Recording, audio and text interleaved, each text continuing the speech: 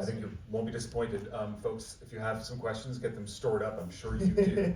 But Jeff, I'd love to know a little bit, before we get into specifics of the film, how did you get into writing and directing animation? That's is it similar to getting into writing, directing, live action? It's similar. It's different. I mean, I went to a school called CalArts in Los Angeles, which is like, if you want to go into animation, it's a really good place to go.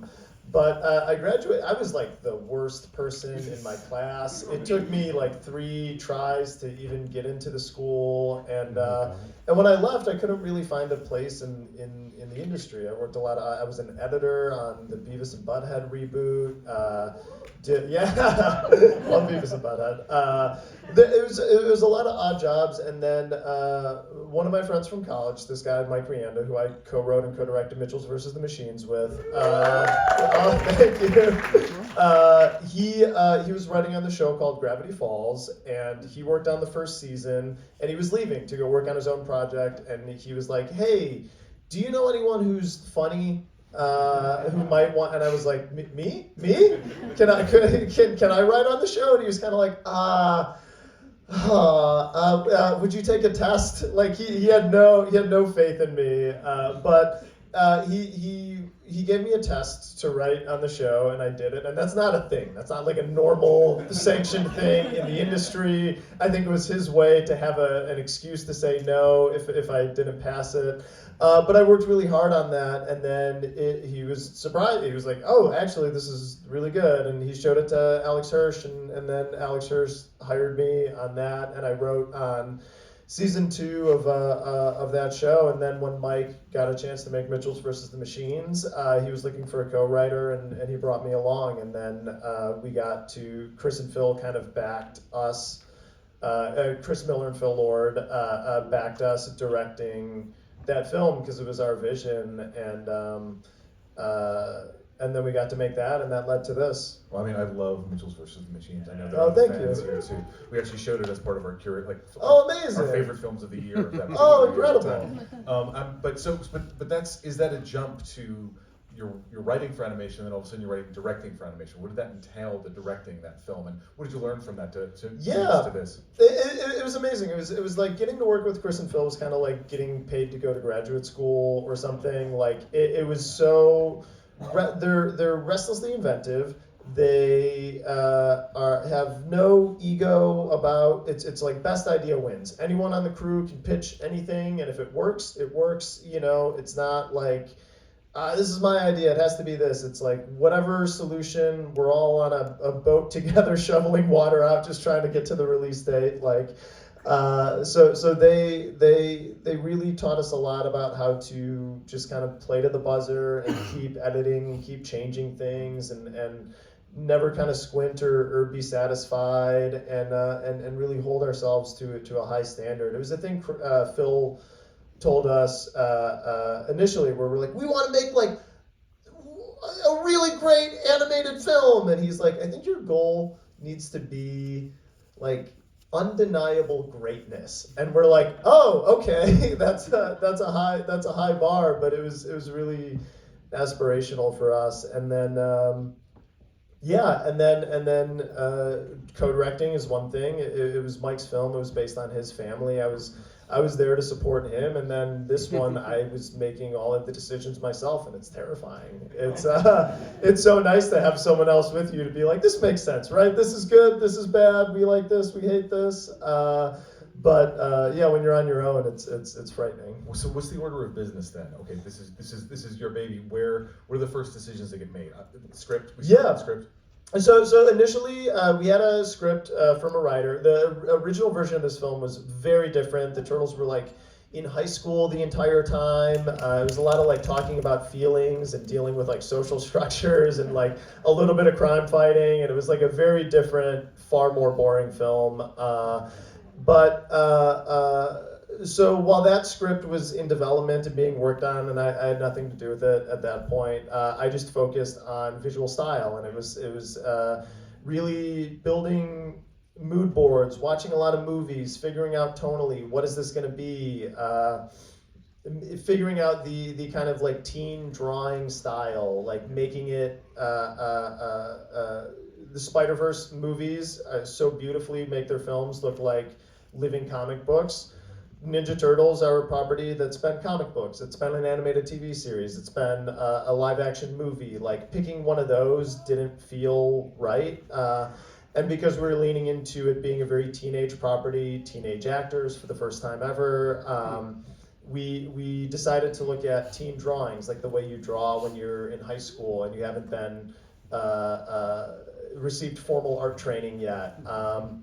And there's a lot of like flaws and mistakes and asymmetry in the drawing, and they're really expressive. And we tried to capture that in the design language of the film. So my first year on the project was just like tonally establishing like camera, lighting, design style. Did you have was there a vocabulary that you worked out in terms of this element looks like this one's drawn like that, or is it sort of it's a lot of things. We like tried to, something that's so prominent in those drawings. There was a day when we had the entire art team bring in their drawings that they did when they were 15, and there's a lot of mistakes in them, like things that when you're an adult you'd be like, oh no, I can never show this to someone, but when you're a teenager there's graphite smudges. So we tried to like procedurally model in graphite smudges and construction lines, and in the way that if you were 15 and you were drawing a cityscape, you would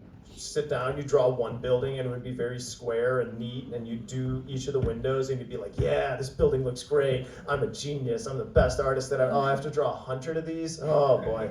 And then by the time you're drawing like the last building in the frame, it's just like a scribble.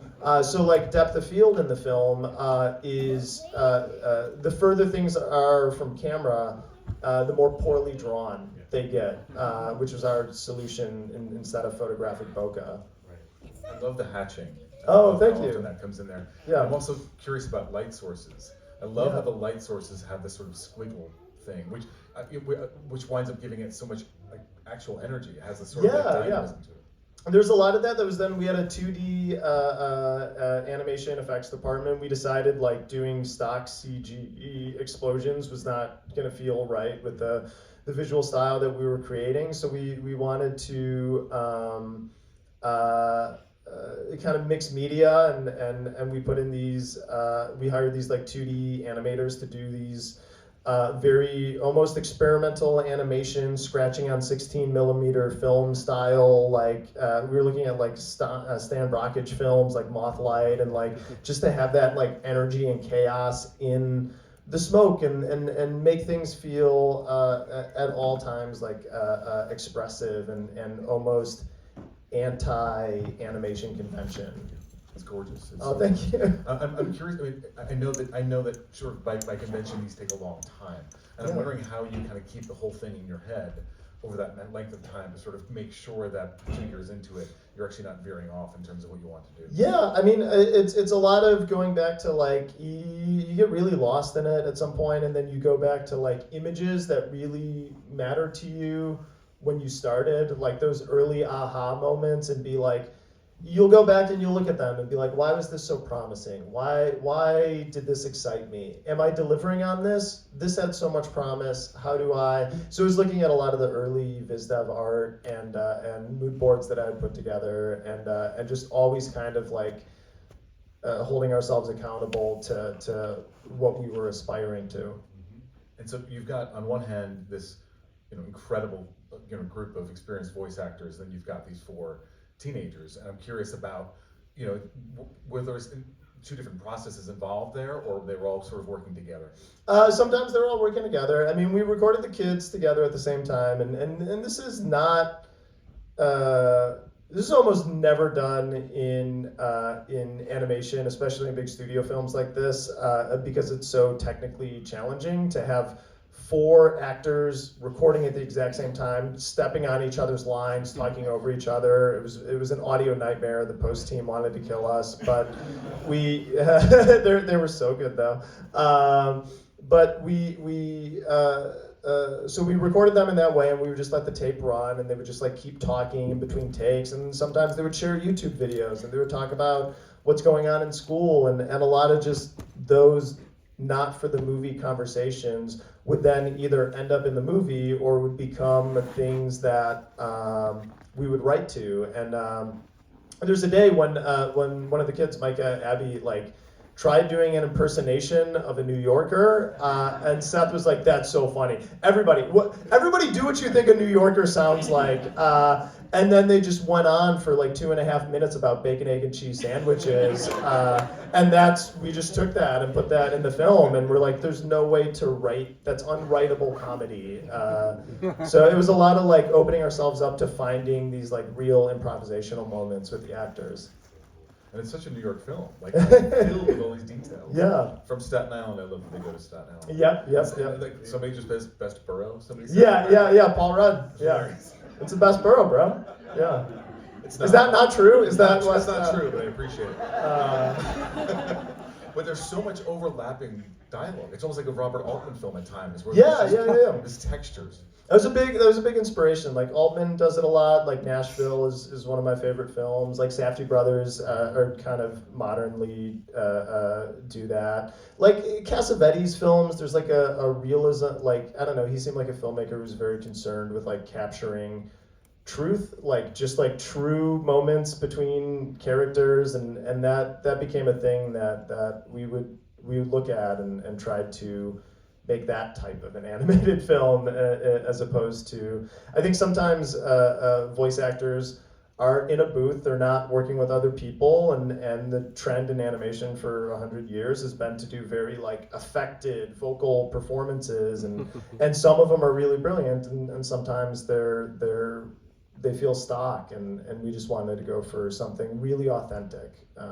Well, that's what's so interesting about it, because you describe the kind of animation style of it being kind of teenage drawings and imperfect, and obviously not realistic in that sense. And yet, I feel like the audio is extremely realistic. It sounds like there are people in it. There's enough like realism to like ground like the design style, like when it comes to like shape language, line, character design, all of that very unhinged, very stylized. The lighting is very more or less obeys realistic rules of photography and light. We looked at a lot of Alex Webb photography and like Wong Kar-wai films like Chungking Express, and just like picking these limited palettes that kind of like divide up the frame into, it's like red and green, and those are the colors in the scene, and we just designed the frame using that instead of I think with CG animation, like a computer can create billions of colors, things that aren't even visible to the naked eye, or like can't even exist outside of like a retina monitor. We just wanted to like, I guess, go against that trend and like be way more selective in our palettes. Yeah. I'm curious about more about the soundscape in terms of the music, and both the sort of obviously this great soundtrack of songs, but also this fantastic composers that are have been on significant dramatic films, and to have them they've been some moves. Those guys are pretty good. So there's two elements to the musical identity of this film. One is the extensive needle drop, which for me was the film, for a lot of reasons, had to take place in 2023, had to be a modern film, but the Ninja Turtles have been a nostalgic late 80s, early 90s franchise for me, and using a lot of like 80s, 90s hip hop, specifically from the East Coast, specifically from New York, was a way to conjure some of that nostalgia without it being a period piece, and also help ground the film in New York and help serve that identity. And we had all this needle drop and songs that we liked, and there were things that like we couldn't use due to language, and things that we had to edit around, and then things that were debatable, like that ODB song in there. Like some people were like, "Hey, I don't know, we can have that." Sometimes they would start. I was like, "Oh, what's going to happen?" Yeah. How are they going to edit themselves out of that one? But we had that, and that was a character of the film, and then we brought Seth and I went to Trenton Atticus because we're like, they're our favorite composers, they're the best. It would be amazing. They'll never say yes, but at least like let's get the no from them. And they had seen Mitchell's versus the Machines and were a fan of it, and they were a fan of Seth's films, like This Is the End, and they agreed to take the meeting, and we went and we talked to them, and I still don't know why they said yes, but they were open to it, and they did this very beat-driven rhythmic score that kind of supported the needle drop and had a different flavor and different character, but also didn't clash with it. And at times also sounds like teenagers making garage band music. Like the song in the Chop Shop is very like 80s Devo, like we're just some kids in Ohio like thrashing around in a garage, and I don't know, those guys are so brilliant.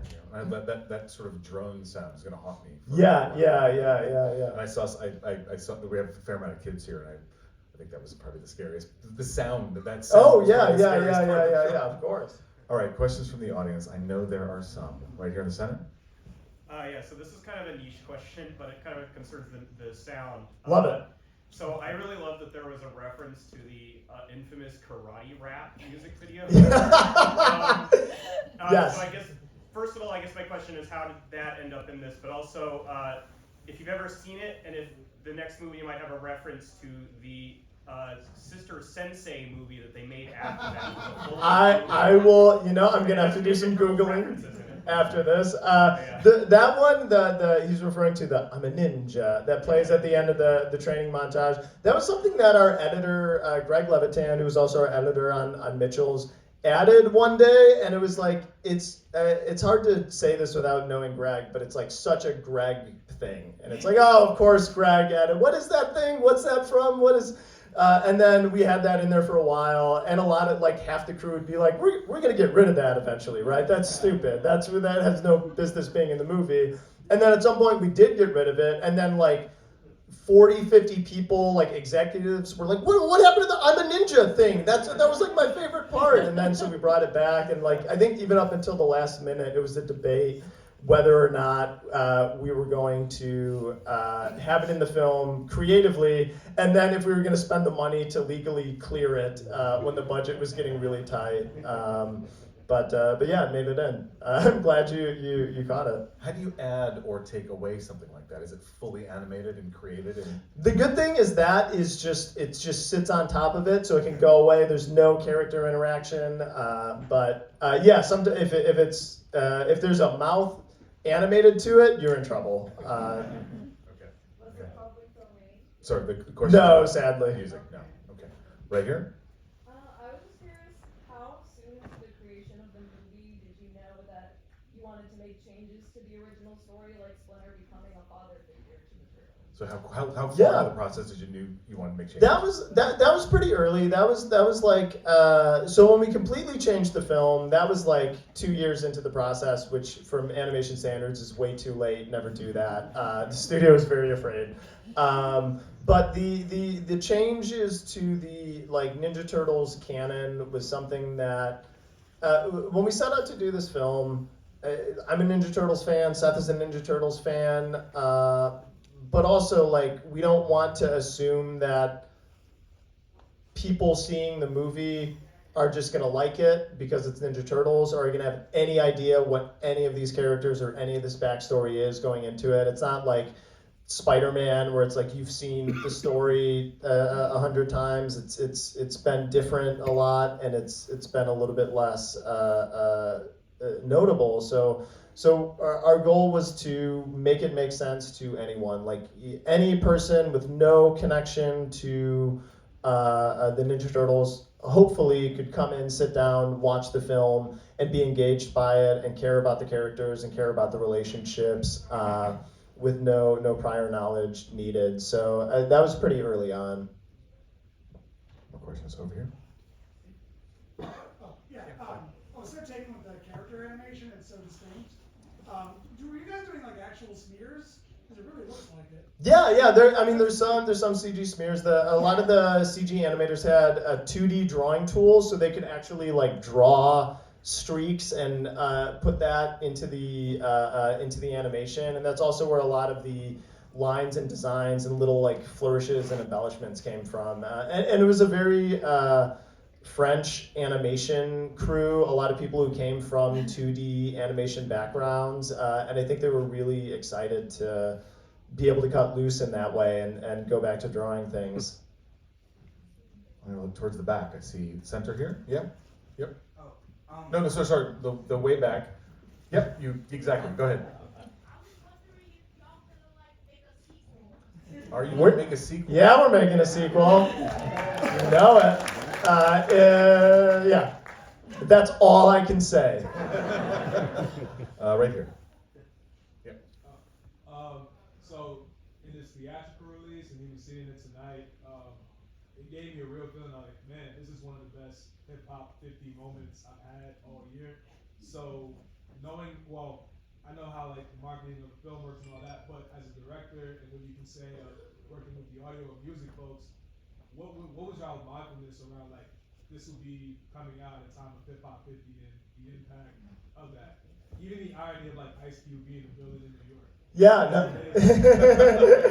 I was thinking about that. No, I mean, I think it was just kind of coincidental. Like, I think because we started this like 3 years ago, and it's like it's sometimes hard to know like what the cultural landscape is going to look like by the time the movie comes out, and you're like, I hope this is still relevant. I hope people are into this. But I think there was. That was like 2020, and I think 2020 was 30 years after 1990, and there was a lot of critical reappraisal and revisiting of that time. It's the 30-year culture cycle, and a lot of stuff at that 80s, 90s border was just like in, I think, the public consciousness, and I think it's just one of those like. It felt relevant and it felt right to me, and it was also a thing that was just going on, and it just kind of happened to beautifully sync up. I know he's been doing it for like 30 years, but it's actually one of my favorite Ice Cube performances. He's He's really good. And we could only use like 10% of what he said. It was so funny, so delightful, so unusable. But he's so funny, and there, he would say a lot of things, and then we'd have to be like, hey, like Ice Cube, can you not say that word? And we'd be like, what else are we gonna say? And the thing I don't think I realized is like he's been censoring his own lyrics for radio edits for 30 years, so he has like this brilliant, beautiful, inventive vocabulary of ways to get around censors. So that's why we have mollywopping in the film, among other things. And I feel, am I wrong? But it feels like the animation also is somewhat rhyming with how he would normally move or talk. Yeah. 'Cause there's some gestures in there that feels like. Oh. Yeah. We looked at a lot of reference of him, and we would video record all of our sessions, but and that Superfly character design, like the animation team did such a good job. Like he is heavy and imposing. He's like energetic. Like he can move, but he also has a weight to him that's really frightening. All right, just a couple more. All the way in the back to the right. Yep, yep, you got it. The white shirt. How did you come up with all like the movement and like the words to say? Yeah, it's. I still don't know. It takes a long time, but I think it mostly starts with like you just try something. You just put a couple of words down, and then you're like, are these good? Are these bad? I don't know. And then you put a few more down, and then eventually you've put enough down, and everything you put down you might not like, or it might not be the movie that you want to make, but there's going to be 10% of it that you really like, and you're like, hey, that's pretty cool. Well, what if I get rid of this other 90% and I keep that 10%, and then you build around that, and then you've got 20% of a movie, and you do that process a few more times, and then eventually you have a whole movie, and it just takes time, patience, and being kind to yourself. Okay, wow, so many hands. Right here?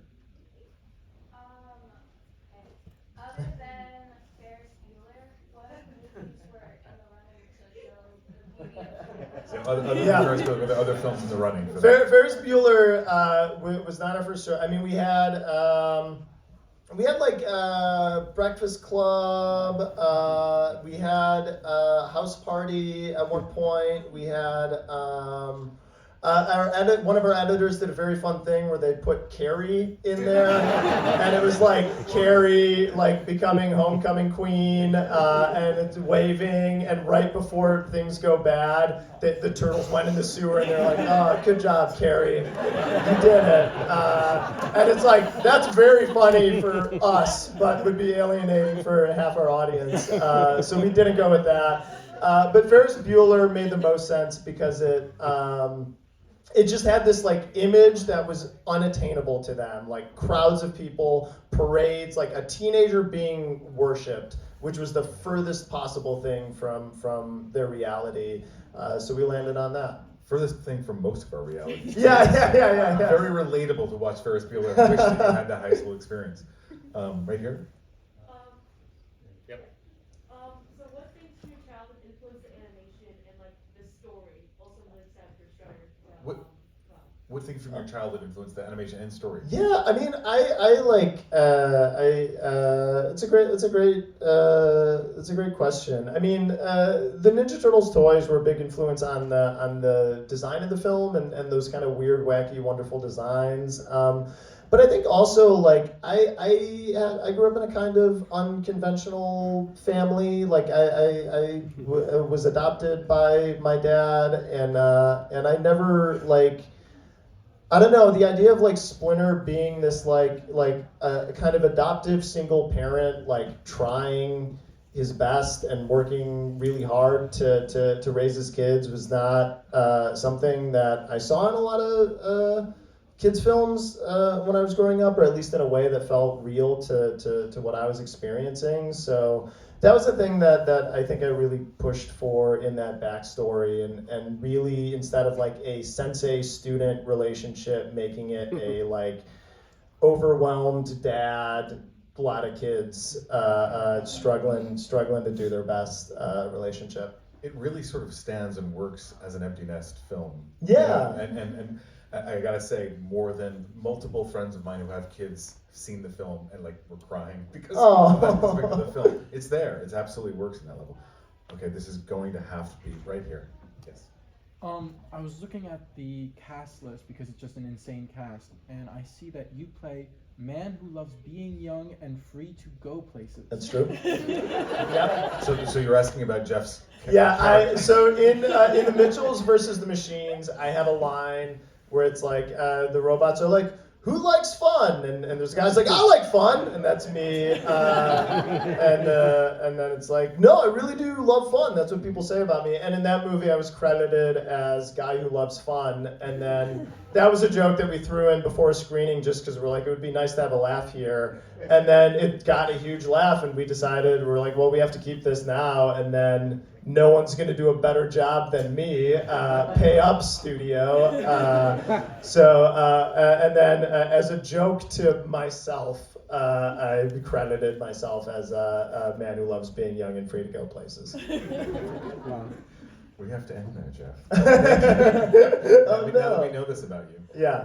Thank you Thank you all much. so much for being here. Thank you. Really appreciate it.